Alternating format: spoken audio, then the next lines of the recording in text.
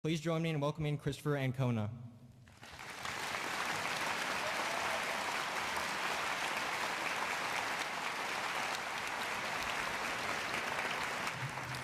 So thank you for having me.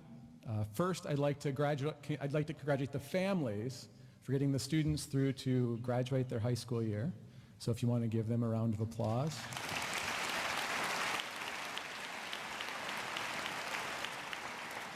So I'm truly honored to be here for your graduation.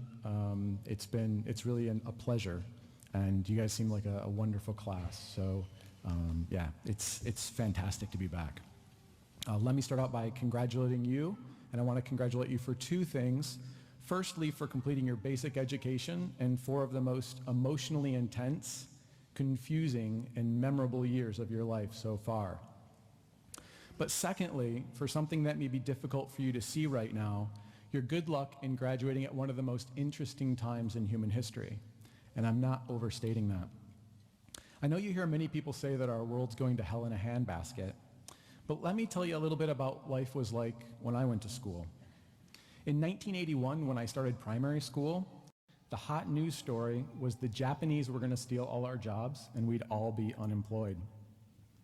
In 1987, when I was in middle school, we had a stock market crash that they said was due to the height of Wall Street greed, and it was going to destroy us all. When I was in high school, we fought a war in the Middle East in 1991, and we had a terrorist attack in the World Trade Center in 1993. All those events should sound familiar to you, except with dates a decade or more later. You see, we had the same problems you had. We had drug problems, wars, terrorism, threats of foreigners stealing our jobs, and global catastrophe always seemed to be at our front door. But let me tell you what we didn't have. We didn't have cell phones. I had my first internet connection the week after I graduated from high school. I learned about this new thing called Google my junior year in college. Lithium-ion batteries just hit the market. Instagram wasn't even a dream. At the time, we literally had to scan paper copies of our pictures and code our own websites and send the links to our friends by email. Robots did not do surgery. The mapping of the human gene was just started. Sustainable energy was a dream. There was no private space flights, no Wi-Fi, no Netflix, no TiVo, no thumb drives, no digital cameras or MP3 players.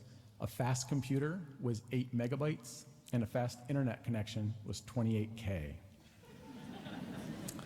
It's only been 20 years, and so much has happened. So many problems were solved that we didn't even know needed to be solved when I graduated. If you fast forward to today, the changes you face are orders of magnitude larger in both scope and volume. Things like nanotechnology, reusable rockets, quantum computers, augmented reality, commercial drones, big data, artificial intelligence, 3D printers, a viable market for electric cars, and so much more are going to shape your future. You see, while the fears stay the same, the opportunities are multiplying at a fantastic rate. Many of you will be doing jobs 10 years from now that haven't even been conceptualized, and you'll be solving problems we don't even know exist yet. I believe the future is bright and full of possibilities, no matter what any doomsday sayers predict. So the question is, with all this opportunity, what's next for you? How do you make life everything you want it to be? Well, since your student government asked me to speak, I took some time to spend thinking, and I came up with a list of 9 things that helped me get through the last 20 years of change. I think they apply whether you're planning to go to college, go to the military, or find some way to earn some money. Some of them may seem obvious, some of them may make you roll your eyes, but I hope at least one of them resonates with you and serves you well. Okay, number 1, your life is now your choice. No one can live it for you. Understand that you get both the credit and the blame for the outcomes. I don't mean you have to go it alone, and I don't mean you shouldn't consider the counsel of others. But at the same time, you have to be aware that every day you write a page in the story of your life. That page cannot be rewritten tomorrow. Thoughtlessly or blindly following the advice of others, including sometimes your parents, unfortunately, that lead you to outcomes that you did not want is still your responsibility. There's no complaint department to file time refunds for poor outcomes. And remember this, One of the biggest regrets of people on their deathbed is not having had the courage to fully express who they were in life instead of being what others expected of them. So take the reins and be the master of your own destiny. Number 2, cultivate friendships. Even if it's your life, humans are social animals. You'll always need other people. And if you want evidence, just ask yourself who you depend on to grow your food, make your clothes, produce your gasoline, and manage your cell phone connection. But more importantly, as you get older, there'll be fewer and fewer people who you can reminisce about your younger days. And no matter the difficulties you had with them, you'll probably laugh about it when you're old. So keep and cherish your friendships, especially the people sitting near you now. And speaking of building relationships and being old, think about this. Chances are that most of the loved ones who will surround you on your deathbed are people who either haven't been born or you haven't met yet. So don't stop building and cultivating friendships. It's a lifelong endeavor. Number 3, create a bucket list now and start doing it.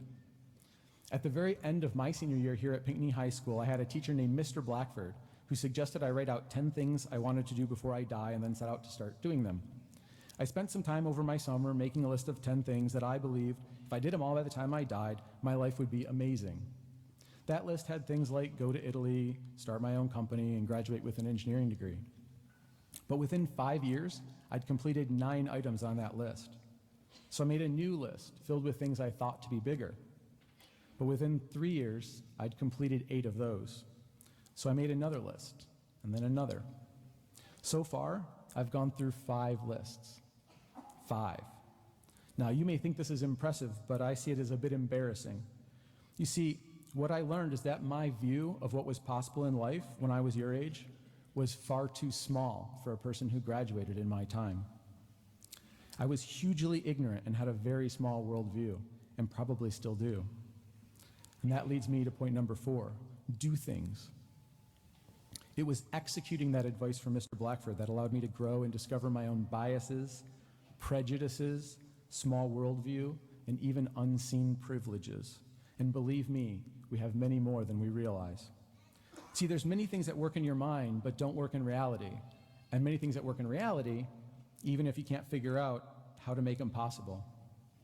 So you only figure these things out by stepping outside your comfort zone and actually doing them. Sometimes you'll succeed, but many times you'll fail. The process will be confusing and painful, but it's a necessary part of growth and development, especially during times of amazing change. So don't sit around waiting for things to happen. Go out and figure out how to make them happen. Which leads me to number 5. You are going to fail. Either you're going to do things that you never did before and fail on the way to figuring out how to succeed, or you're not going to do things you never did before and at the end of your life feel like you failed. So since you're going to fail, get over it. Going after new things and failing is a critical part of the learning process and the only route to success. So go out and fail, get knocked down, fall off your high horse, learn from it, and get up and do it again and again and again, and your failures are bound to lead to your success. Number 6, life is a journey and happiness is not the goal. I think it's mindless to settle for happiness as your goal. A goal is defined as an observable and measurable end result. But never forget we're all destined to the same end result. So that leaves the journey as what we have in life. And that journey has both happy times and sad times. They both make life what it is. They're both required to make it great. Chasing happiness as a goal outside yourself is like chasing the dot coming from a laser pointer controlled by some stranger. Catching it will be luck, and when you do catch it, the victory will be fleeting. So instead, learn from the example of the cat. Whether he catches or not is definitely having fun along the way. Number 7, stay out of debt. One of the defining decisions of my life was to go to university and not take student loans. It was really tough working while going to school. I didn't have extra resources to party like many of my classmates. And one term I even lived in the back of my van while in the commuter parking lot here at University of Michigan while I was starting my first company. But the experience taught me how little I needed to live happily. It taught me to manage my resources. And I learned that I can create my own revenue streams, which to this day gives me both a lot of inner confidence as well as some fun memories thinking of the crazy things I did to make it all work. Now, I don't want to tell you debt is bad. In fact, smart people use it to get rich. But most people use debt to enslave their future instead of freeing it. So if you can practice how to avoid debt, you learn to leverage it to your advantage instead of that of others. Number 8, be generous. Ralph Waldo Emerson said that even if one life breathes easier because you have lived, then you have been a success. You don't need to be rich or famous to make a difference. Be generous with your time, your knowledge, and your efforts. And remember that all a big problem is a combination of many individual problems at the same time or place. So whether that's giving a compliment to a stranger, or giving a ride to an elderly person, or helping a young person with their studies, or simply lending a sympathetic ear to a friend in need, you can make an outsized difference in this world by simply helping one person breathe easier each day. Number 9, embrace diversity. Having lived outside the US for most of my adult life, I've met some amazing people who think nothing like me, and sometimes I even think they're crazy. But I learned so much from them. We already have tons of diversity inside the US, but consider that 95% of the world's population live outside the US, with different histories, belief structures, life experiences, and ideas. As the world changes, you're going to need to adapt and innovate to thrive. Being surrounded by people just like yourself limits your access to the new ideas that would help you see and grab opportunities before others. So don't just do things outside your comfort zone, but meet and befriend people outside your comfort zone and spend time to get to know them beyond the superficial. I promise you, this piece of advice will keep life very interesting. So that's my list of free advice, and I know they say that free advice is worth what you pay for it. So I want to leave you with a little story that I hope is intriguing enough to remember in case you forget everything I just said. I want to tell you about a perspective the world received as a Christmas gift on December 24th, 1968. On that day, the Apollo 8 spacecraft became the first manned craft to orbit another celestial body, the moon. An astronaut named Bill Anders looked out the window at an amazing contrast of an ugly, rocky landscape below him and the starry infinity of space above, when in the distance, where the black met the clear, pale horizon of the moon, he saw a small blue sphere rising in the lunar sky. He grabbed his camera and snapped a picture. That picture became known as Earthrise. It's considered one of the most influential pictures of all time. The picture showed how small, lonely, and vulnerable our planet was. That picture was the first time that all of humanity, minus of course the 3 people in the spacecraft, was in a single picture. In fact, every human being who ever lived, the sum of all of human history, is located on that small blue sphere suspended in the blackness of that picture.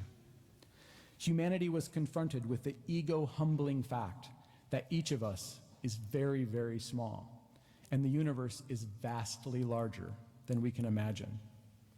That realization that we're so small should serve as a means to keep us humble, but also remind us of the true insignificance of the fears holding us back from fully experiencing our life. And the vastness of the universe should keep us aware that no matter what we know, it's paled by what we have yet to discover. The completion of high school set the foundation for your journey of learning and discovery ahead. You will have a unique life, and your trials, tribulations, and successes will be unique to your personal story. But no matter what the future brings, I encourage you to continue to learn and explore and test dreams big enough to go beyond anything that you or I or anyone who has come before us has ever accomplished. I promise you can do it.